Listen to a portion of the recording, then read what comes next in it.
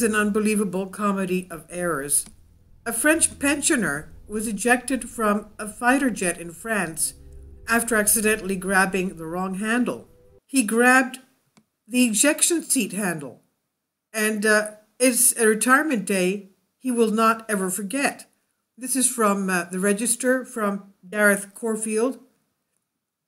An elderly, reluctant Frenchman ejected from a French Air Force fighter during his retirement day celebration, narrowly missing taking the pilot with him. An investigation reported littered with unintentional comedy of errors. The unnamed man was 64 years old.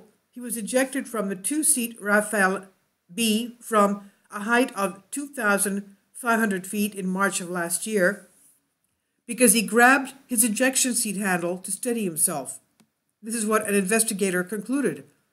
Although the full report is in French, aviation news website Aerotime Hub translated and summarized the contents, revealing the full scale of the comedy of errors, triggered by a group of enthusiast colleagues hoping to give their workmate a send-off to remember. He was an employee of a defense contractor. A pensioner's boss had no difficulties asking the French Air Force to let him into the back seat of one of the Dassault Rafale fighter jets as a surprise retirement gift. But the unfortunate Frenchman had never expressed a desire to carry out this type of flight, and in particular with this kind of a fighter jet, which did not stop his colleagues luring him to the Saint-Dizier Air Base anyway to give him the send-off.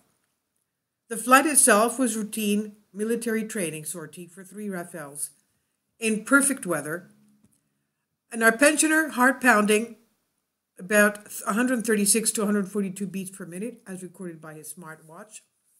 He underwent a quick medical examination 4 hours before being put into the seat.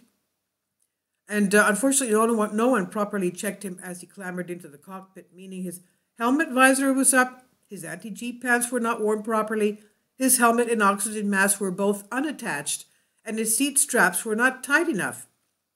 Nevertheless, a mechanic gave them both, the pilot and the pensioner, a cursory check, strapped the GoPro to an approved bulkhead mounting point so the hapless passenger would be preserved for all time, and nodded to the pilot to close the transparent cockpit canopies.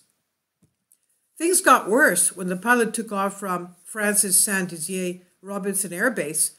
Rather than a gentle ascent of 10 to 15 degrees that the airline passengers experience, the Rafale controls carried out typical fighter jet departure at 47 degrees, generating a load factor of plus 4G. Then, as he leveled off, he subjected his passenger to negative load factor of 0.6G. Our pensioner, losing his straps, not really wanting to be there, and totally unused to being flung around like a rag doll, reached out to grab something to hang on for dear life. He picked the worst possible handhold, the triggered handle for the ejection seat. After the cursory loud bang and the whoosh, he ceased to be part of the jet's payload, with the force of the ejection tearing his unsecured helmet and mask from his face.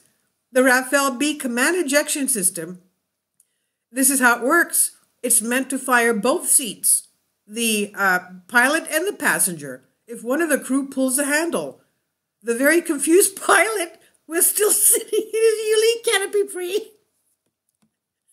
Rafale wondering what the HELL had just happened.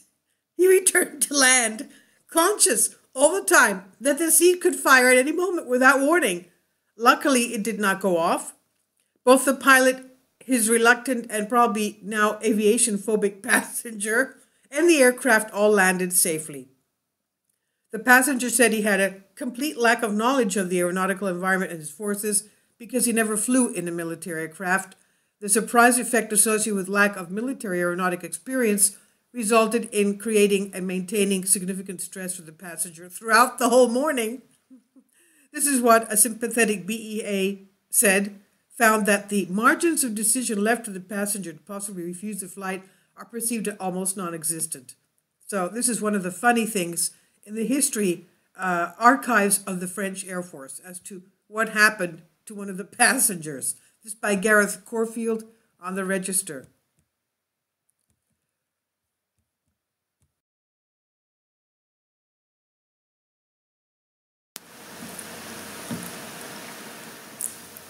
If you'd like to join me on my Patreon account, you will hear content not covered by mainstream media.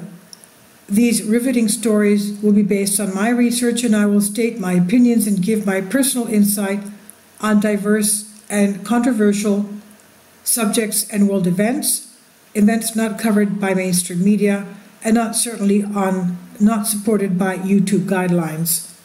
So whatever I have on my Patreon, most of those will not be on my YouTube channel. Please consider becoming a member today. More of the most significant and important videos will be on my Patreon channel. Your support helps me to continue my research and keeps this YouTube channel alive. And we depend on your support, your generous charity, because we help economically challenged families here in Athens, Greece, in Kapota, and we also help the young generation with university tuition and the community around our church. Thank you.